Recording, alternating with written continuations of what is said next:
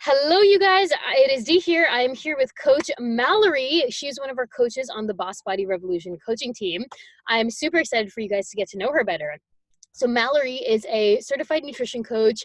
She's getting her certification in personal training right now. And she's just an all-around awesome person. She's super empathetic, super energetic, really knows how to motivate women. And I can't wait for you to get to know her Q&A.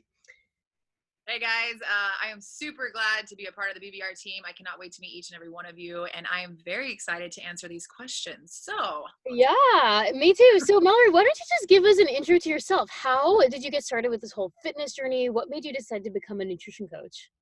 yeah, absolutely. So my start with just physical activity and exercise started from a very young age. When I was about 4, I was enrolled in dance. And so growing up, I did ballet, tap, jazz, lyrical, hip hop. Yes, I was crumping to Missy Elliott, the whole thing. And I was into competitive dance as well. And for anybody that was in competitive dance, you know that there are pros and there are cons. And one thing is when you're in dance, your body is your instrument, right? And so your body always has to be in tip-top shape. So being so young in that kind of environment, there was a lot of internal pressure and external pressure to be perfect. And that's where my relationship with food and my relationship with my body image really started to take a decline. And, when you're young, you're a sponge. So you just figure that that's the way that the world is.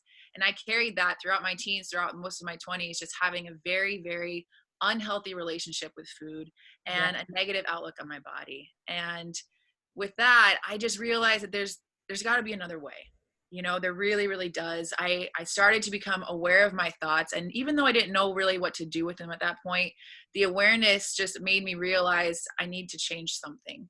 Yeah. So I invested in myself. And that's where I enrolled in the course with Precision Nutrition to learn more about nutrition. And I figured there's just a knowledge gap there somewhere. I shouldn't view food as the enemy. And maybe if I just knew more about it, then I could look at it from a different point of view. So throughout the course, it was amazing. I mean, it was an amazing course around the science behind food, how it affects your body, how all of our bodies are different. And then on the second part of the course, it taught you how to teach it to others and how to become a coach of nutrition. Wow, And that's where in that process of learning about how to coach others, I was kind of coaching myself and healing myself. yeah. And then the passion just grew. And I had this novel idea. I was like, man, what if I could help others heal? What if I could help others on their journey towards building a better relationship with their self and a better relationship with food? And now we're here. That's awesome. So Yeah. I would love to know. Yeah, I would love to dig into that. What were some of the specific things you struggled with when you were dancing and had all this pressure? Like give us some examples. Oh man, have you guys ever seen Black Swan? Oh yeah, I've seen Yeah, Black Swan. it's definitely like a dramatic interpretation of the dance world, but it's not far off. The constant comparing of yourself to others is so prominent, and it was in my experience with the dancing world. And so your body image is just it goes down the drain. It really does, because there's always going to be somebody stronger than you, somebody thinner than you, somebody faster than you, somebody with a better pirouette than you. And that's where having those constant struggles, just feeling not good enough. And I developed a lot of the mindsets where, okay, I will be great when I lose 15 pounds. Oh, wow. I will be great when I get that role in the Swan. I had all of these ideas that happiness was somewhere outside of myself. It was in a weight goal, it was in an image goal, and you were just in a constant rat race to try to get to those goals. Yeah. And that's where I just realized that I'm going to have to keep running this race and keep being miserable, or I'm going to have to change something about it. So, yeah. So what were kind of, for you, healing through your own food journey and your own body image, what were the biggest shifts you had? Not calculating every calorie all the time. Yeah. I think that's just so funny. I think one of the biggest shifts was being aware of some of my mind thoughts and patterns, and now looking back at them and thinking, that's crazy. Let's talk about a specific example. Yeah. So I'm not wearing it today, but I used to be obsessed with fitness trackers. Obsessed. Yeah. And they're great because, they teach you how to move and all that kind of stuff. Hey, get up every hour or whatever. But there's also, you can develop a very unhealthy attachment to them, to where I would be down the street 2 blocks and realize I forgot my fitness tracker, freak out, and then have to go back home to get it because I was like, oh, if I don't get it, like in my head, I kind of believed that I wasn't burning calories if I wasn't wearing the tracker. And then it was just like little things like that. Like I realized looking back, I'm like, man, you really thought that and believed that. Yeah. Yeah. Or I mean, like, I definitely can relate to that.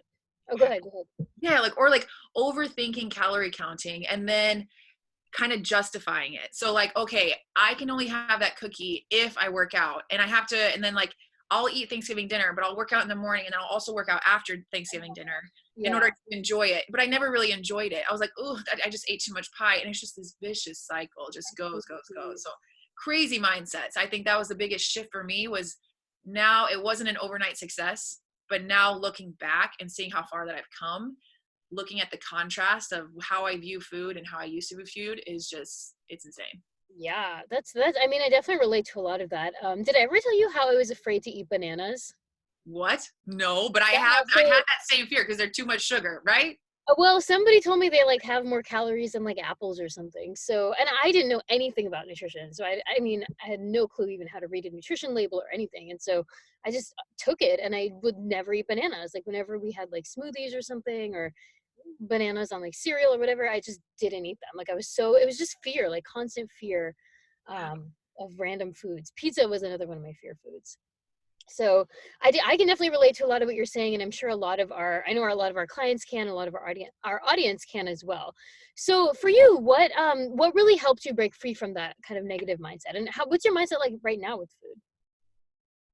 I'm a work in progress all the Yeah, time. yeah, I think that's the one thing. I'm not sitting here on a comfy gray couch saying I have all the answers and I've been cured. No, girls, like it is a struggle for me sometimes.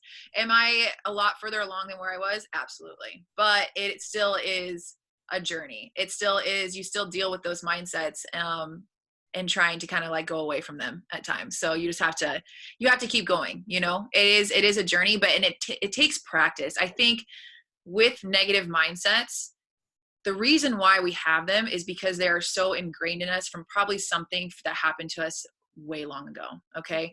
So if it happened 10 years ago, that's 10 years of conditioned thinking, conditioned negative thinking that we're now trying to undo. It's not going to happen overnight. You know, it's just like a muscle. If you want strong biceps, you got to work them out consistently. So if you want positive thoughts, you have to think them consistently, and you have to just be aware of them. So yeah, work in progress. Work in progress. I feel you. I feel you. So, kind of on a similar thread. So, I know we have a lot of clients and a lot of people in our audience who are on a weight loss journey. Like their goals are weight loss. How do you suggest having a healthy relationship with food in that process of weight loss? I think you just have to love yourself a little bit more in the Okay. process, and you have to stop being so outcome focused and really focus on enjoying the journey. Okay. Let's say your end goal is to lose 20 pounds. Hey, no shame in that. That's great. That's fantastic to put a number on it. That's something measurable. That's something that when you achieve it, it's going to be great. But don't put your happiness as a stamp on only when I lose 20 pounds am I going to be happy. No, just the fact that you have the awareness about your body and the love for your body to even go on down that road and go on that mission right there. That's a win. That's something to celebrate. That's something to be excited about. And so that's my main thing with your relationship with food. And it's also your relationship with yourself. I found that in my journey, like my relationship with food started to heal the more that I started to heal the relationship with myself. They're one and the same. They really, really go together. Yeah. And so that's what I would really want to say. Like if weight loss is your goal, beautiful, fantastic. I'm glad that you have a goal. That's great. You know where you want to go. But I challenge you to enjoy every step of the journey. Yeah. Totally. Even when the weight fluctuates up, still celebrate it, you know? Yeah, totally. I love that. I think it's also important to look at like why you're looking to lose weight, right? Like you said, is it because you love yourself and you just want to feel better, or is it because you hate yourself and think you're not good enough? Yeah. Where are these goals coming from? You know, and I think that will really help you enjoy the journey is if, like you just said, if they come from a space of love, you know, you're trying just to get healthy and feel better, great. You're going to enjoy the journey because every day you're getting that much closer, you're getting that much stronger. But if it's coming from a place of hate, like I hate my body and I'm only going to be happy when I lose 20 pounds, but then you're never going to be happy. Even when you lose those 20 pounds, you won't be happy, you know, because it all has to do with how you see yourself, you know, and that's something that we can change today. Yeah, it's kind of like that if then mentality. Only if this, then I can. Yeah. So super interesting. So in your own journey, what were some of the biggest mistakes you made with food, and what are some of the biggest mistakes you see other women making when it comes to food, nutrition, weight loss, all that? Oh gosh, what mistake haven't I made with food? Seriously. Yeah. Let's see. So yo-yo dieting. I mean, we've all done it. We've all been there. But I would have to say my biggest mistake that I made was the crash dieting, the over restricting, and the binge cycles. That is something that I look back on, and I'm so grateful that I'm out of that cycle, and I've developed to a place where that's no longer the way that I live my life. But I lived my life that way for a very, very long time, Yeah. where I felt, and this is, God, I hate admitting these things, but hey, honesty is the best policy. If I Yeah. have vacation 2 months from here, I literally held the expectation that I have to weigh a certain weight before I can go on that vacation. I literally thought this, like, I thought, like, Mallorie, you can't go on that vacation until you lose 15 pounds. And so it's like, and I saw this pattern playing over and over and over again. It's like, if I had a vacation planned, cool, then I know, 3 months before that vacation, I'm going to be crazy restricting, super much, like, a lot of cardio, killing myself in the gym, barely eating, always starving myself. I will look fantastic on that day one of the vacation, and then I will just binge eat on vacation. Yeah. Nachos, pizzas, like, too much booze. It's just so bad. And then you're right back, if not worse, where you started 3 months ago. And that was a cycle I played again and again and again. I literally was telling myself no to social events unless I weighed a certain amount. Oh, Nuts. so Yeah. yeah. I mean, I say it's nuts, but like I've definitely done the same thing, and I know that vacations can just be such a trigger, especially the beach vacations, right? Yep. Oh my gosh. It's like the threat of a bikini. Why do we even see a bikini? I Like, know. what the heck? That's because there's an Yeah. expectation set on how we should look in a bikini. Guess Yeah. what, girl? Put on a bikini right now. You look great. Okay. Believe you look great. Love yourself. Love your body. It gets you from point A to point B. Be grateful for it.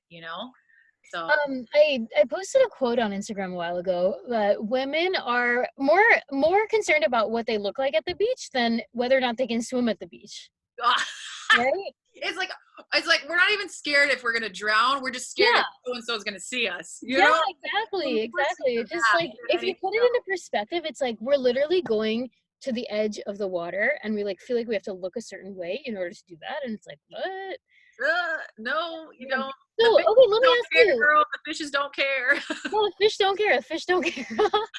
So let me ask you, like, let's say, it's summer's coming up and spring's coming up, spring break and all of that. Let's say somebody in our audience is having that beach vacation coming up and they are going to be wearing a swimsuit and they're feeling this anxiety. What would you tell them right now? What advice would you give them? Let's see. Breathe. Breathe, yeah. But let's say, okay, so they're feeling anxiety, gonna go on a beach. Let's ask ourselves why. Okay. Why are we feeling anxiety? What's really going on here? Let's get deep. And only that person could be able to answer that question. And who knows, like, what that answer could be. But I know if somebody would have challenged myself, before I went on that vacation and they saw me crash dieting and they saw me doing all this, and if one person would have spoke up and just been like, why? Yeah. I don't think I could have answered it. Yeah. And it's not that we don't know the answer. It's because the answer is so ego driven that we don't even want to admit it. Yeah. Oh, it's because I want to look like a Victoria's Secret model on the beach. Oh, it's because I want to look like so-and-so. It's because I want to look like so-and-so. How about, why don't we just want to look like ourselves? So it's like, if somebody is going through that struggle, and if you're going through that struggle right now, where you're getting ready for a vacation, it's not a bad thing to work out before a vacation, but ask yourself why. Why? What is the reason for it? And back to what we said, if it's coming from a place of love because you just want to be strong, you want to move around on your vacation, you want to be more healthy so you can go see more things and experience life a little bit easier, beautiful, fantastic reason to work out before a vacation. But if it is because you are ashamed of your body, you don't want to be seen in a bikini, or if it's from any of those negative reasons, we got to rethink that. We got to rewire that, So really challenge yourself to go and eat. Are you starving yourself and eating kale and broccoli and that's it? And air? Why are you suffering? So like, your fitness journey should be making your life better, not worse. And if you're starving yourself and eating kale, it's literally making you feel worse and crappier. And if you're constantly feeling fear and anxiety, it's not helping you in any way. Yeah. If there's pictures of myself where I am, oh my gosh, I'm probably like 20 pounds lighter. I've got like abs and all this kind of stuff. And I am dead inside.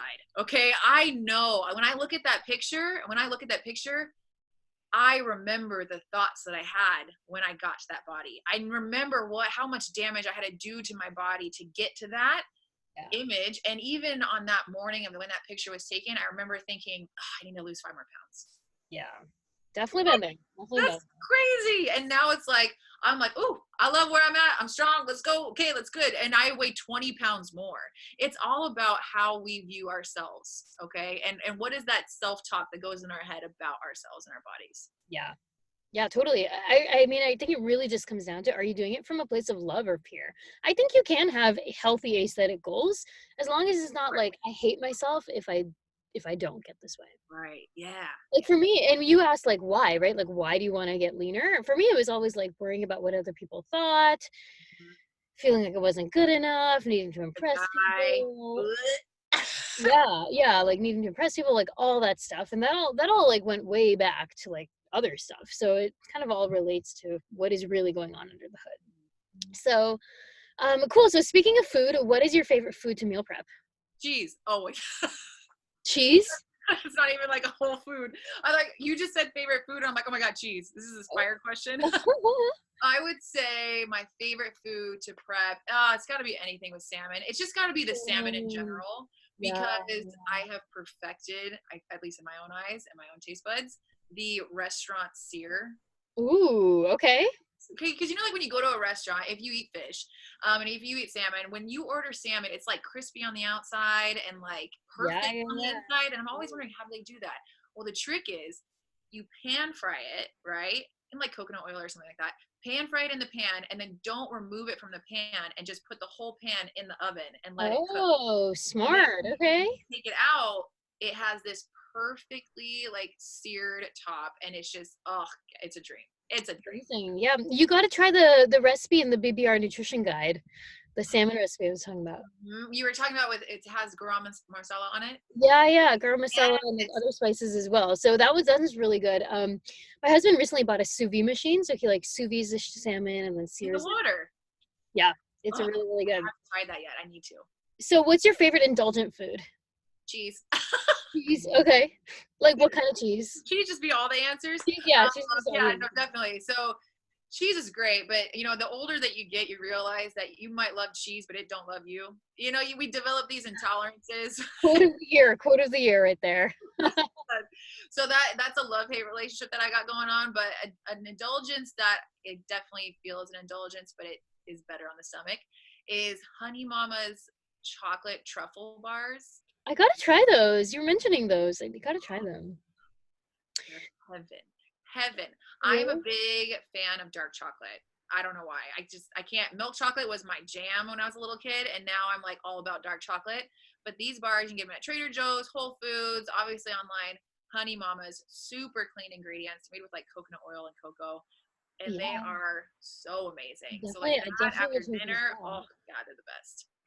So how do you balance your indulgences? Like how often do you eat these chocolate bars? And like how do you view kind of eating healthy versus treating yourself? Everything in moderation. Okay. Like really. And I feel like how I got to that point was practicing mindful eating. Okay, tell us more. Mindful eating for me is I make eating, I know sometimes we're rushed, right? Sometimes we're rushed. Sometimes we are, eating things on the go, and that's going to happen. That's life. But Yeah. whenever you get a chance to take yourself out to lunch, even if it's on your own balcony, you know what I'm saying? Like, or in your own kitchen, like table, like make it an experience. Food Okay. gives us life. Food literally is life. So if I'm craving chocolate and there is a Honey Mama's chocolate bar in my fridge, I'm going to indulge in it and enjoy it. Totally. No regret, no regrets, let's say, and like no guilt. But like I literally, it's so silly. But anytime I'm indulging in something, I put on Frank Sinatra. Okay, I love it to kind of get in the mood. Yeah, it's my thing. And so like I'll like sit on the comfiest part of my big gray couch and I'll take my chocolate bar and I'll play Frank Sinatra and I enjoy the heck out of it. And that is mindful eating for me. It's creating experiences for me. It is giving honor to the food, because when you do that and you're not just like eating just to eat, it's like you can indulge and eat less because you eat them slower, you Yeah. know? And it's just an all around better experience, more balance. I don't believe in swearing off any foods. I'm not a no person. Yeah. So Yeah. And that's really not what we preach in the BBR. Like, it's a very flexible approach, yeah. not about that restrictive dieting. Yeah. If you want ice cream, cool. Have a scoop, not the whole carton. After it into your day. Yeah. Yeah. You go about your day. Ice cream was definitely my trigger food. Like, I would literally stand there at the kitchen and just eat it from the tub. I'm sure we've literally all been there, but That was me as a kid with cheese. My mom's gonna laugh so you and hard. the cheese. So funny. It was a bad thing. But my mom would get so angry at me because she would literally go into the fridge and she would find like those massive cheese blocks and it would have little tiny bite marks in it. Oh my gosh. Oh my gosh. Oh my I gosh. mean, I was a kid, right? It didn't happen when I was Oh a my gosh. so. But yeah, Cool. So I have a few more questions before we get into rapid fire, and then we'll wrap up. So, what is one thing that most people get wrong about health and fitness? that it's an overnight success. Okay. Yeah. That's a quick fix. It's a diet pill. It's a 30 days to your bikini body. It's a magic, whatever. It's Oh not. yeah. Okay. It is so not. Talking from a girl who has done every diet under the sun. I'm talking about the military diet, the master cleanse, the HCG diet, which if you know Oh about my it, God, you did the HCD diet. Oh, terrible, I'm like freaking terrible. out for you. Oh yeah, no, it's bad. And it does terrible things to your system. So like coming from somebody who has literally tried every diet underneath the sun and rebounded, okay? And sometimes rebounded even worse. Mm-hmm. And, another thing too, I have a background of knee injuries. I've torn my ACL. I recently torn my meniscus. And so my physical activity has gone up and down over the course of 5 years. And so naturally my weight fluctuates as well, and so it is not a overnight linear success. It is not, okay? It is a journey and it is something to be enjoyed at every step of the way. And it is also trial and error. What Yeah. works for your best friend Kathy might not work for you. Why? Because we physically and chemically are different human beings. Keto Kathy. Keto Kathy. Kathy might be doing keto. That does not mean that you should do keto. Kathy loves keto. You faint on keto, okay? It Yeah, don't work for you. I can never do keto. Like, I love my carbs too much. Oh my gosh, I have carbs every day. Carbs are life. Like Yeah. life. But like that's the other thing too. I just recently found out that I have an intolerance to almonds. And if I were to show almonds to anybody, they'd be like, "Oh my God, that's a health food. Like that's super healthy." And when I eat it, I get physically sick. Yeah. So It really needs to there be personalized your plans for sure. personalize it. Yep. Cool. So let's do a little bit of rapid fire questions. What's a fun fact that most people don't know about you? I jump out of planes. What? Skydiving. Oh my gosh. Like plural, like this has happened multiple times? Oh yeah. So Oh. I'm on, I think, jump number 4 right now. Wow. Yeah. Oh my I'm gosh. an adrenaline junkie. For one of my birthdays, I took like a 2-week trip to New Zealand solo, so I could do all of their crazy stuff on the South Island, like the world's biggest swing. And I jumped off of their, like, it looks like the Space Needle from Seattle, but it's like their sky tower. Wow. Huge adrenaline junkie. That's me. I didn't know about that about you. That's so incredibly impressive. We go skydiving. I am the complete opposite. I'm like the adrenaline, zero adrenaline, negative. I want negative adrenaline in my life. Okay.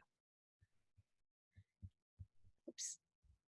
Sorry, I just accidentally muted you. Can you repeat what you said? That's okay. I think, what was I going to say? Oh, we could sip tea and crochet then. It's totally That's cool. what we'll do together. We can have a night in. It's good. Okay, biggest pet peeve. Oh my gosh. I love your sound effects. Like, I'm a cartoon character. I can't hold it. Biggest pet peeve. When somebody is trying to force me to go out or do something and I don't want to do it. Okay. I have learned how to set boundaries. Okay. Yeah. I was not always a boundary setter. I used to be a people pleaser through and through. And recently I've become quite the boundary setter. And so I have more followed my intuition versus just followed the crowd. And I have actually become very confident, thank goodness, in saying no, saying a nice no, right? Not no, oh my gosh, I can't believe you think I'd want to do that, but nah, I'm good. Thank you for thinking of me. Thank you for inviting me, but not today. No, but when people push that limit, I'm Mm-hmm. like, that's enough out of you. I said Yeah. no. Yeah. Because they're just not respecting you, right? They're like Exactly. not respecting your boundary. Like you can set a boundary, but you can't guarantee that people are gonna accept Nope. it, They're right? gonna try to hopscotch their way right over it. Yeah. Okay, so who's your celebrity crush? Leonardo DiCaprio. That was Oh easy. yeah, he's a cutie. Since fifth grade. Um, do you speak any other languages? I wish. Bad English and good English. When you were a kid, what did you want to be when you grew up? A Disney princess. Oh my gosh. Mhm. Was it Preferably any Ariel. specific Disney princess? Oh no, Ariel. Yeah, for Oh yeah. sure. Because she was the rebel and so was I. Yeah, yeah. Okay, and then final question, because I know a lot of people struggle with this. How do you motivate yourself to work out when you don't feel like it? It's part of my routine. It's just part of your routine. The thing is you have to understand what you will and what you won't do. Okay. I have had to have some very honest conversations with myself where I know I won't work out at night. I just know, like, I just won't do it. So admitting that to myself, now I've become quite the morning person. I get up every morning at 5, which once again did not happen overnight. That took years and years of training and putting my alarm clock on the other side of the room to make sure that I get up, you know? So it took years and years of training. Why? Because we all live busy lives. We have to be out the door by 8 or 9. And so they knew if I wanted to work out in the morning, I had to become those 5 a.m. workout people. And I Yeah. did. And now I am. And so even on, it's so part of who I am and my lifestyle, my routine, like now it's just part of it. And I feel like once you get to that stage, you're almost like you're knowing that those times where the motivation is not there, because it's not always going to be there. It's not. We would love for it to be there. We would all be 100% on our diet and our nutrition. We'd be 100% our workouts, 100% in everything. But that's not true. We're human, okay? Our energy levels are all over the place. Most of the times because it's something that we're eating that affects it. But right? And so with that being said, like when it becomes just a part of your routine and a part of your identity and part of who you are and what you want to be known for, that helps get past those motivation humps. So. Yeah. Love that. Love that. Well, it was amazing chatting with you. Is there anything else you want our audience to know? Favorite color is blue. Definitely go to New Zealand. And hi, Mom. Hi, Dad. Oh, They'll probably watch this, so I have to say hi. I went to New Zealand last year, but that's where we got engaged. How magical. So beautiful. Oh my gosh. That place is stunning. For anybody watching this from New Zealand, your country is beautiful. Like just beautiful. So amazing. Well, so great to be chatting with you and doing our Q&A. Super excited to have you on our team. If you guys want to work with Mallorie, we are going to be opening up coaching spots. So pop your name in the application. It's down there below. If you're watching this on YouTube. And you can download some of our freebies down there as well. And you can contact Mallorie. I'll link her Instagram below. Make sure you're following this on the BBR page as well. I'll link that below too. And we will talk to you in the next video. yeah. All right. Bye. Bye.